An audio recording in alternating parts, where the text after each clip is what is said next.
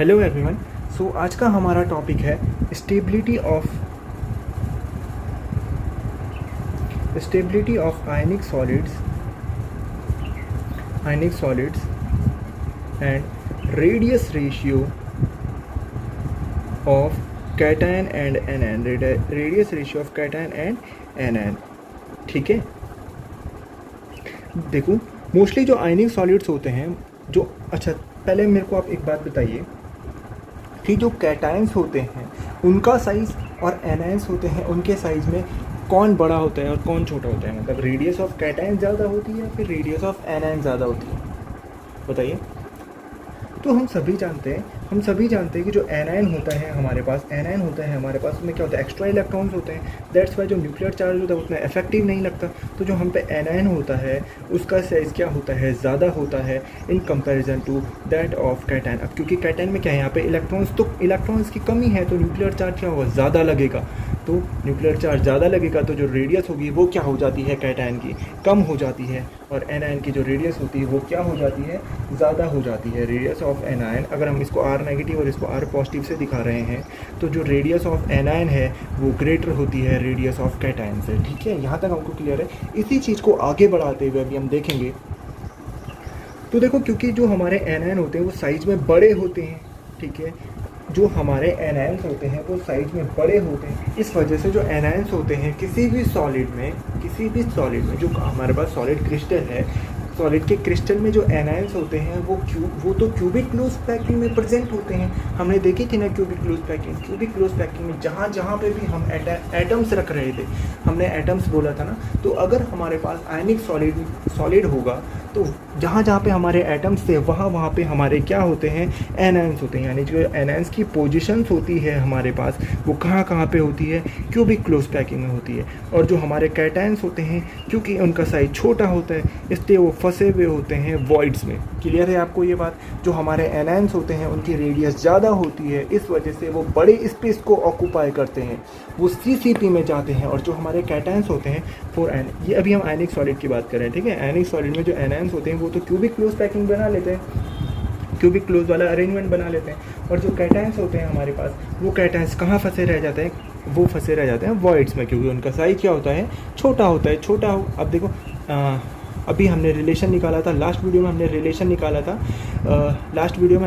निकाला था size of atom और साइज ऑफ वॉइड के बीच में। तो हमने देखा था कि वॉइड के साइज तो बहुत ही छोटा होता है एटम के साइज के कंपैरिजन में, ठीक है। तो इसलिए जो एनायंस होते हैं वो बड़े साइज के होते हैं, वो एटम्स की जगह पे होंगे। कैटायंस जो छोटे होते हैं वो वॉइड्स की जगह में होंगे, ठीक है।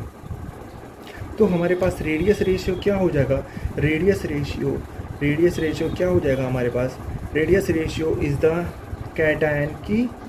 कैटायन की रेडियस और एनायन की रेडियस का अगर हम रेशियो निकाल लें तो ये हो जाता है हमारे, इसको बोलते हैं क्या, रेडियस रेशियो, ठीक है। रेडियस रेशियो हमारे पास बहुत इंपॉर्टेंट है to explain the stability of ionic solid. हमारे पास सॉलिड गिवन होगा जिसके कि हमको कैटायन और एनायन की रेडियस गिवन होंगी, तो हम यहाँ से उसका कोऑर्डिनेशन नंबर इजीली बता सकते हैं, ठीक है।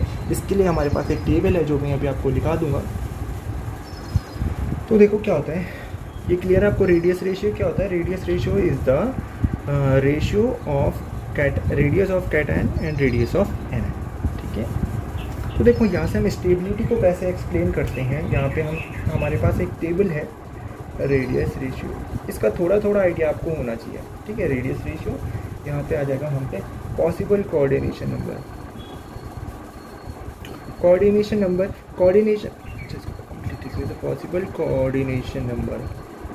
अब देखो कोऑर्डिनेशन नंबर की डेफिनेशन और कंप्लीट एक्सप्लेनेशन हम प्रीवियस लेक्चर में समझा चुके हैं, तो अभी हम इसको नहीं एक्सप्लेन करेंगे, ठीक है। इसका कंप्लीट एक्सप्लेनेशन हम प्रीवियस लेक्चर्स में दे चुके हैं। तो यहाँ पे इनका स्ट्रक्चरल अरेंजमेंट कैसे बनता है, इनका स्ट्रक्चर कैसे बनता है, ये 3 चीज़ें हम अभी देखने वाले हैं, ठीक है।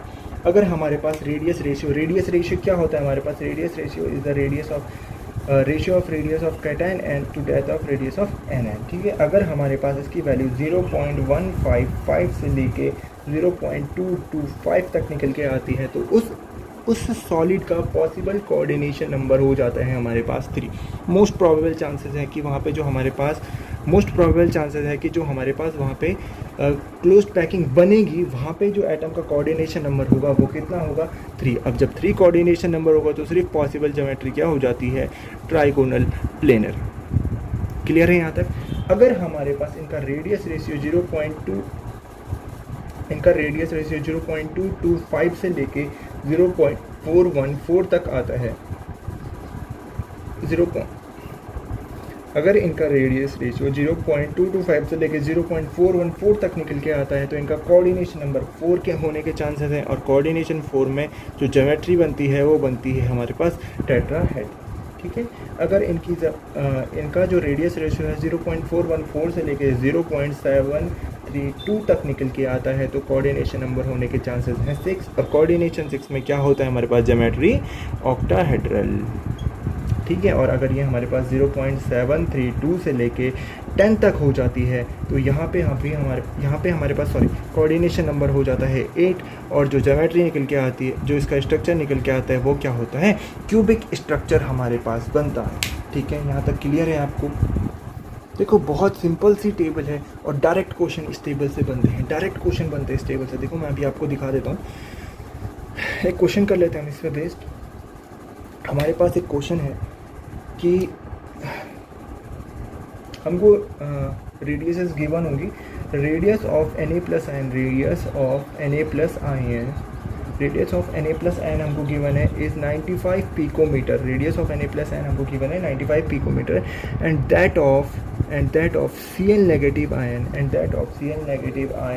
Is 181 picometre. ठीक है, तो हमसे पूछा गया है प्रिडिक्ट द कोऑर्डिनेशन नंबर हमको यहाँ से फाइंड करना है। तो कैसे फाइंड करेंगे हम, देखो कैसे होगा बताइए। कोऑर्डिनेशन नंबर निकालना है हमें, पहले देखो हमको फाइंड क्या करना है, हमको फाइंड करना है कोऑर्डिनेशन नंबर। हमको गिवन क्या है, हमको गिवन है रेडियस ऑफ कैटायन, हमको गिवन है 95 पिकोमीटर, और हमको गिवन है रेडियस ऑफ एनायन यानी कि 181 पिकोमीटर। ठीक है, तो कोऑर्डिनेशन नंबर और रेडियस ऑफ आयंस के बीच में कोई भी रिलेशन है क्या, हमें याद आ रहा है क्या, कोई भी रिलेशन कोऑर्डिनेशन नंबर और रेडियस ऑफ कैटायंस के बीच में है क्या? बिल्कुल है। हमने अभी एक टेबल देखी थी जहाँ पे हमने देखा था कि रेडियस रेशियो और कोऑर्डिनेशन नंबर के बीच में क्या रिलेशन है। तो हम रेडियस ऑफ कैटायन और रेडियस ऑफ एनायन निकाल लेते हैं, यानी कि 95/181। अगर हम इसको सॉल्व करते हैं तो ये आ जाता है हमारे पास 0.524। ठीक है, तो अभी हम टेबल से चेक करते हैं कि हमारा 0.524 कहाँ पर लाई कर रहा है। 0.524 लाइज कर रहा है इस वाले रेंज में, यानी कि 0.414 से लेकर 0.732 तक। ठीक है, और इस वाली रेंज के लिए हमारे पास जो कोऑर्डिनेशन नंबर बैठता है हमारे पास 6, और ज्योमेट्री बैठती है हम पे ऑक्टाहेड्रल। ठीक है, तो बस इस तरीके से आता है।